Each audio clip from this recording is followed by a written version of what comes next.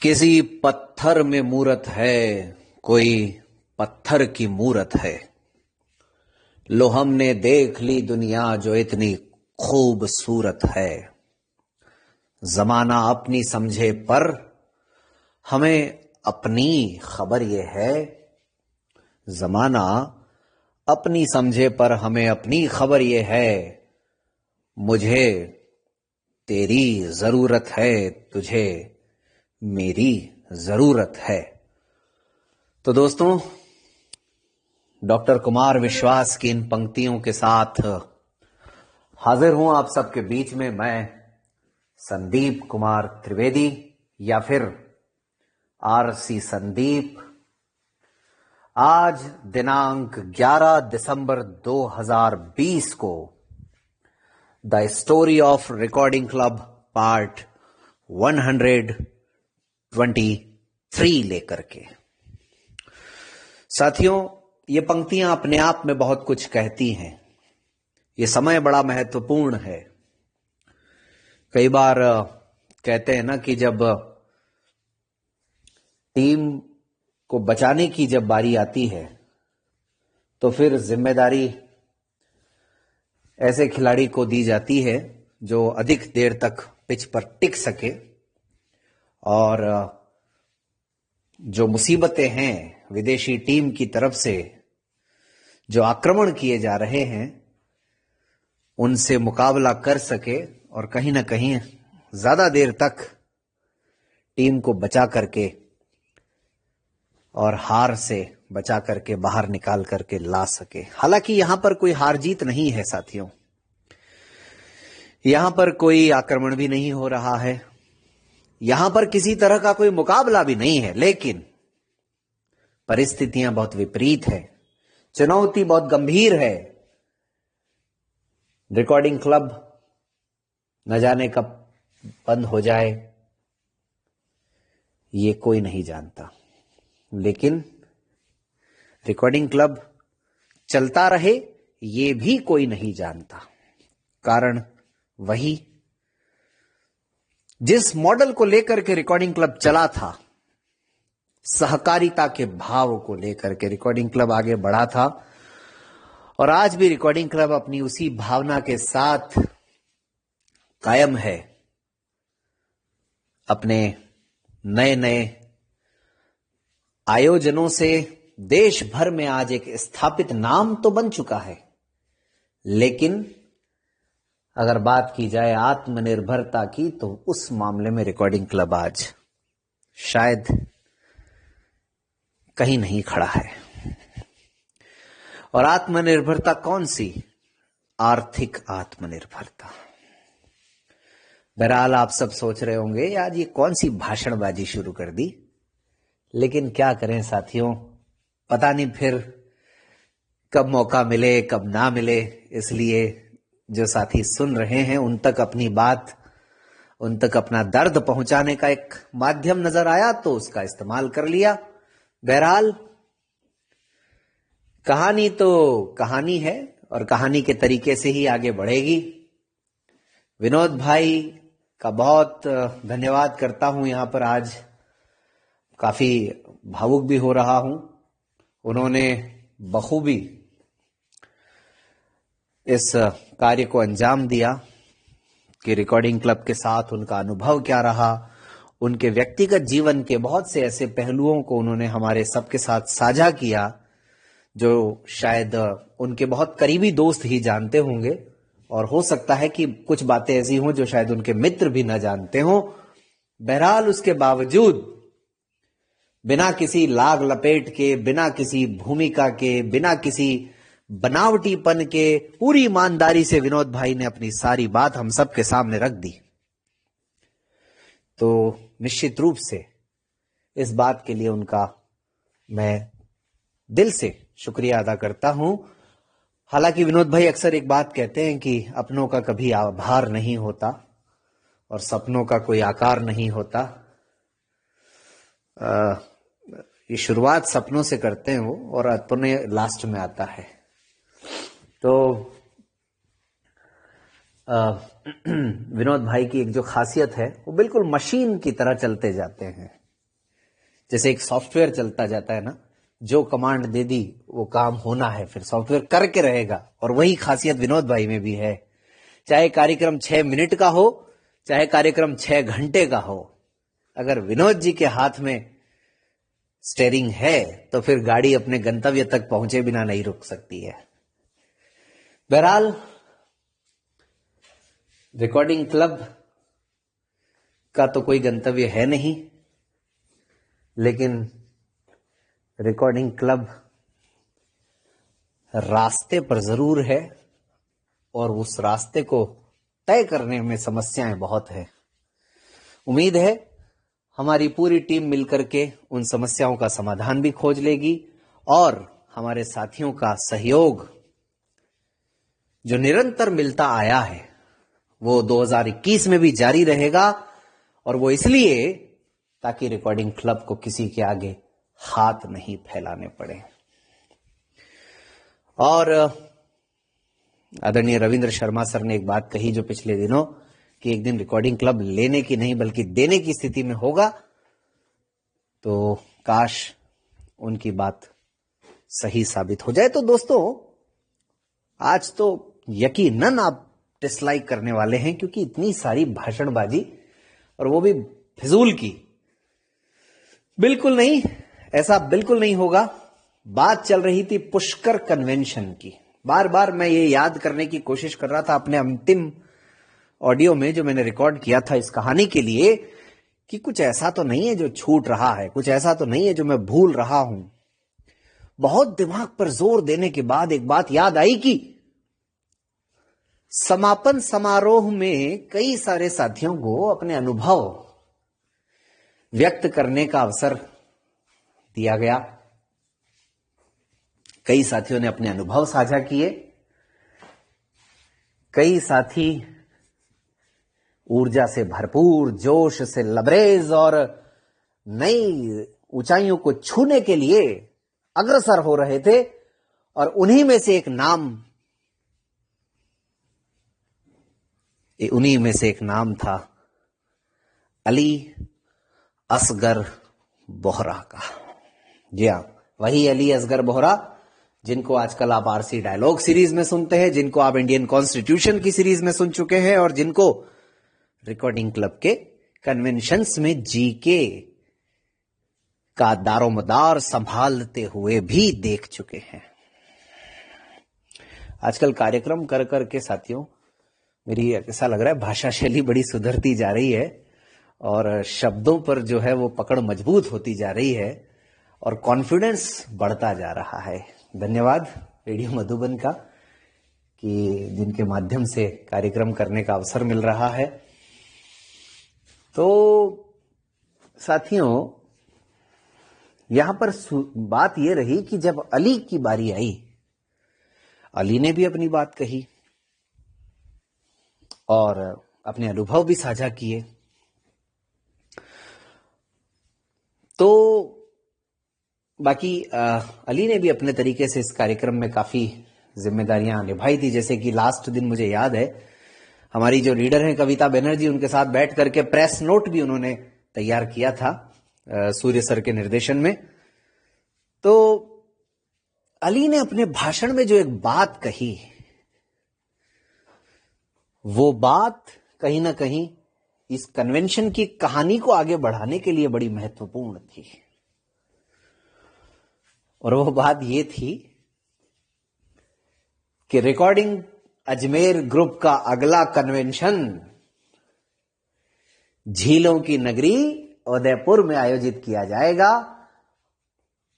और हम उसमें पूरी तैयारी करेंगे, हम उसकी मेजबानी करेंगे। और ये अली असगर के ये शब्द जो हैं वो एक तरह से मेरे लिए तो कम से कम किसी अनमोल खजाने से कम नहीं थे। वो इसलिए क्योंकि पूरे कन्वेंशन के दौरान हम में से किसी के भी जहन में ये बात नहीं थी कि भाई ये तो हो गया, अगला भी होगा कि नहीं होगा। हमने नहीं सोचा था किसी ने भी। लेकिन कहते हैं ना कि वर्तमान भविष्य का आधार होता है। अली की ये बात सुनने के बाद अचानक, जैसे कहते हैं ना कि एक ऊर्जा का संचार हो गया हो पूरी टीम के अंदर, और बस फिर क्या था, सब खुश।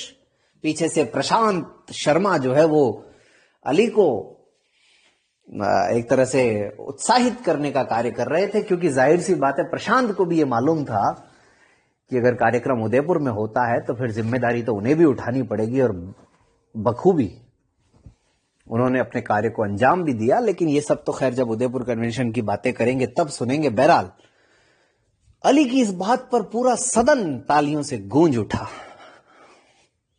साथियों, बहुत दिनों बाद कहानी रिकॉर्ड कर रहा हूं, तो आज सब कुछ बदला बदला सा ही माहौल है, पता नहीं, खैर कोई बात नहीं। लेकिन वही है, धीरे धीरे एडजस्ट होने में टाइम लगेगा। जो विनोद जी का खुमार आप सबके ऊपर छा गया है उसको उतारना भी पड़ेगा मुझे, और उसमें बहुत मेहनत करनी पड़ेगी, क्योंकि विनोद जी स्वयं जब इतने मेहनती हैं तो उनके काम को जो है मैं संभालूंगा तो फिर मुझे भी मेहनत उनके जितनी करनी पड़ेगी। बहरहाल तो ये कुल मिला करके एक हमारे लिए बहुत ही उत्साहजनक बात थी कि बिना किसी प्लानिंग के हमारे सदस्यों के मन में ये भावनाएं आ गई कि भाई अब ये कार्यक्रम होना चाहिए। और इसके कई स्वाभाविक कारण भी थे।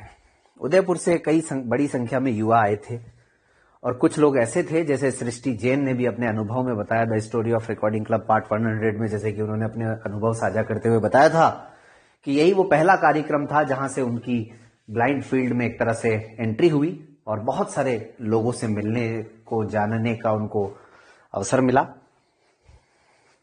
इस तरीके से मैं कई नाम गिना सकता हूं, चाहे वो कामाक्षी जैन हो या फिर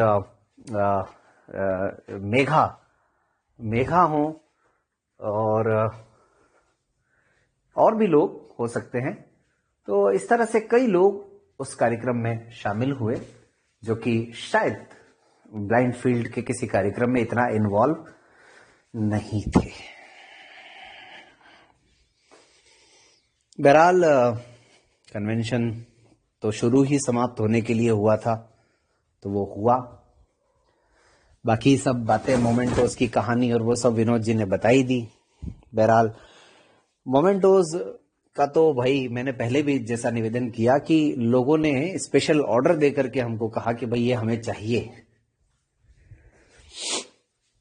तो ये भी अपने आप में एक यूनिक था, जो हर मामले में कोशिश हमारी यही थी कि कुछ यूनिक किया जाए। और हमारे आदरणीय तिवारी सर और विनोद भाई वगैरह तो आज भी पुष्कर कन्वेंशन को ही याद करते हैं। जब भी कभी ऐसी बात चलती है तो विनोद जी यही कहते हैं, यार संदीप भाई एक बार पुष्कर में जमा हो यार दोबारा से। तो अब वो पता नहीं अवसर कोरोना काल में कब मिलेगा, कब नहीं मिलेगा। लेकिन दोस्तों, आजकल जब मैं पिछली बार स्टोरी रिकॉर्ड कर रहा था और आज रिकॉर्ड कर रहा हूं, उसमें बहुत सारे बदलाव हो चुके हैं। रिकॉर्डिंग क्लब में कई नई जो है वो गतिविधियां शुरू हो गई हैं।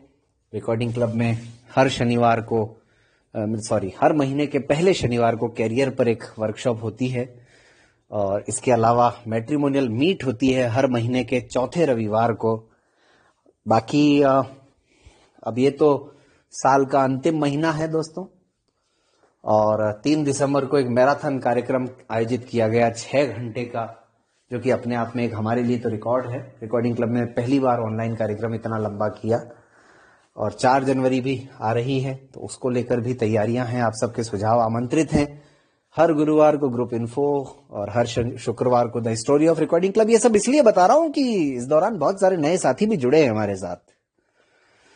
मैट्रिमोनियल मीट में दोस्तों अब तक रिकॉर्डिंग क्लब की ये सफलता है कि 2 सफल जोड़ियां बन चुकी हैं, जिनमें से एक जोड़ी तो आपके सामने लाई जा चुकी है 25 अक्टूबर 2020 के मैट्रिमोनियल मीट में, जिसको आप रिकॉर्डिंग क्लब के यूट्यूब चैनल पर सुन सकते हैं। और एक बहुत ही सफल आयोजन रिकॉर्डिंग क्लब का हमराही, जिसके 21 भाग आ चुके हैं।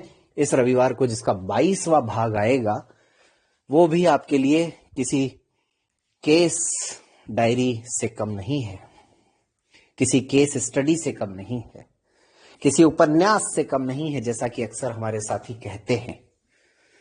तो दूसरी जोड़ी को भी आप सबके सामने दिनांक 27 दिसंबर 2020 को लाने का पूरा प्रयास रहेगा। लेकिन आप सबके सहयोग का भी इंतजार रहेगा। तो इस बीच में साथियों कन्वेंशन हो गया, सब कुछ हुआ, और पता नहीं मैंने पहले बताया या नहीं बताया, लेकिन ये कन्वेंशन ऐसा कन्वेंशन था, जब शुरू किया था तो हमारे पास जिस दिन ये शुरू हुआ था तब विपुल जैन की तरफ से 16,000 कुछ रुपए की मदद थी। उसके अलावा कुछ भी नहीं था, हमें कुछ नहीं पता था। लेकिन वो 16,000 हमारे लिए इतने महत्वपूर्ण थे कि हम सबको एडवांस दे सकते थे और कन्वेंशन कर सकते थे। और उसके बाद भी हमने ये सोचा था होगा जब देखा जाएगा। लेकिन जब कन्वेंशन समाप्त हुआ, जब इसका हिसाब किताब हुआ, तो पता चला कि 67,500 के आसपास कुछ खर्च आया और 69,000 के आसपास, यानी 1,000-1,500 रुपए के आसपास जो है रिकॉर्डिंग क्लब को सहयोग मिला। लेकिन ये सब संभव हुआ इस कन्वेंशन में आने वाले साथियों की बदौलत। इस कन्वेंशन में जो अपनेपन की भावना लेकर के लोग आए थे, आए भले ही 80 लोग थे, लेकिन उन 80 लोगों की गूंज 800 शहर तक जाने वाली थी। और उसी का नतीजा है कि आज रिकॉर्डिंग क्लब देश के 25 राज्यों में और 3,000 लोगों तक पहुंच चुका है। और आदरणीय कमल शर्मा सर के नेतृत्व में आरसी इंग्लिश कन्वर्सेशन नाम से एक व्हाट्सएप ग्रुप भी संचालित है, जिसमें केवल और केवल आप इंग्लिश में मैसेज कर सकते हैं, वॉइस मैसेज, और अपनी कोई भी बात, कोई भी अपना एहसास, अनुभव, सोच, कुछ भी अंग्रेजी में अभिव्यक्त करके अपनी इंग्लिश स्पीकिंग को, अपनी इंग्लिश स्पोकन स्किल को डेवलप कर सकते हैं। और कमल शर्मा सर तो है ही सबकी गलतियों को सुधारने के लिए, बल्कि गलतियों को नहीं कहेंगे, सबको मार्गदर्शन देने के लिए।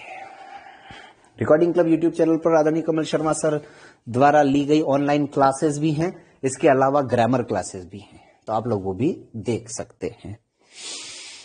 तो व्हाट्सएप ग्रुप में आजकल जीतू भाई दिन विशेष करके एक कार्यक्रम चला रहे हैं, जिसमें जो भी दिन महत्वपूर्ण होता है उसकी जानकारी दी जाती है। और आदरणीय Kamal Sharma sir listen and learn नाम से भी एक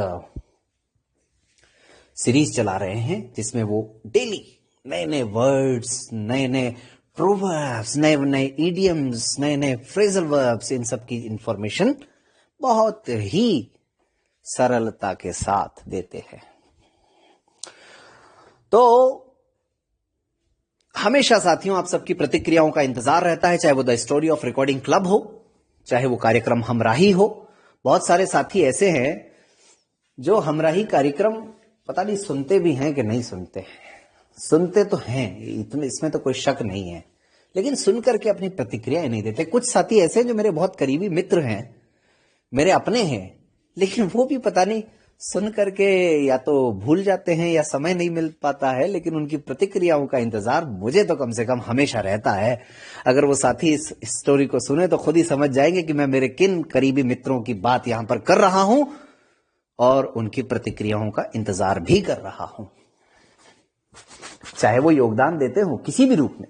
लेकिन प्रतिक्रिया तो प्रतिक्रिया होती है, उसमें दिल खोल करके इंसान अपनी मन की बात कहता है। खैर, तो मुझे लगता है कि आज काफी जबरदस्त बैटिंग हो गई, काफी सारे चौके छक्के मार दिए हैं।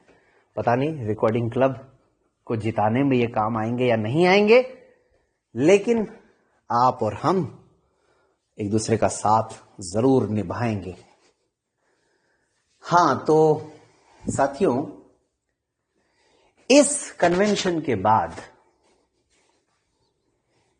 रिकॉर्डिंग क्लब ने नहीं, रिकॉर्डिंग अजमेर व्हाट्सएप समूह ने वो कार्य किया जिसकी भूमिका दिसंबर 2016 में तैयार हो गई थी। क्योंकि कोई ना कोई निर्णय लेना जरूरी था। वो भूमिका क्या थी और वो निर्णय क्या लिया गया, ये सब the story of recording club part 124 में लेकर के आऊंगा। तब तक अपना ख्याल रखिएगा और ये जो महामारी है उससे हमेशा बच करके रहिएगा, क्योंकि आपकी सावधानी ही आपके लिए किसी सुरक्षा कवच से कम नहीं है। धन्यवाद। पढ़े पढ़ाए कुछ सीखे और सिखलाएं।